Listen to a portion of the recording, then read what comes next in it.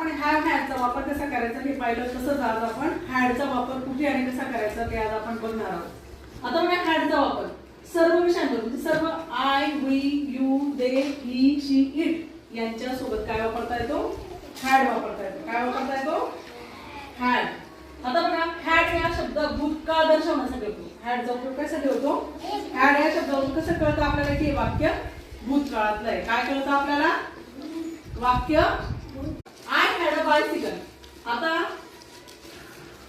इथे काय म्हटलंय? आय हॅड अ बायसिकल म्हणजे सायकल माझ्याकडे आधी होती, म्हणजे भूतकाळात होती हे दर्शवण्यासाठी काय वापरलंय? हॅड वापरलाय. माझ्याकडे आधी सायकल होती. We had a holiday yesterday. काल आमची सुट्टी होती. We had holiday yesterday. You had a pet dog. तुमच्याकडे पूर्वी काय होता? पाळीव कुत्रा होता. You had a pet dog. आता बघा they had a small garden. त्यांच्याकडे पूर्वी एक छोटासा बगीचा होता. आता पुढचं वाक्य बघा he had a new book. त्याच्याकडे एक नवीन पुस्तक होते.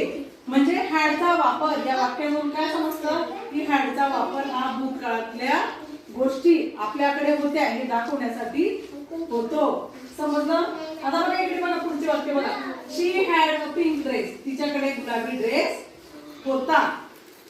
It had a big hole. त्याला एक मोठे होल होते. My grandfather had radio. माझ्या आजोबांकडे काय होता? काय होता? Radio. They had a football match. त्यांनी फुटबॉल सामना खेळला होता. The bird had a small nest. पक्षाला एक छोटेसे घरटे होते.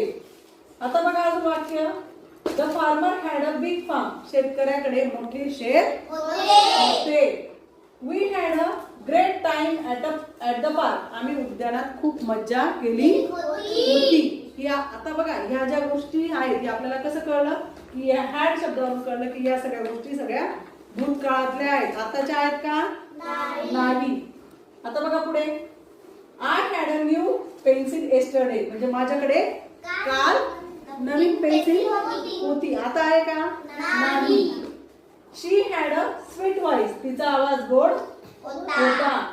ही हॅड अन ओल्ड बायसिकल. त्याच्याकडे जुनी बायसिकल होती. The monkey had a banana.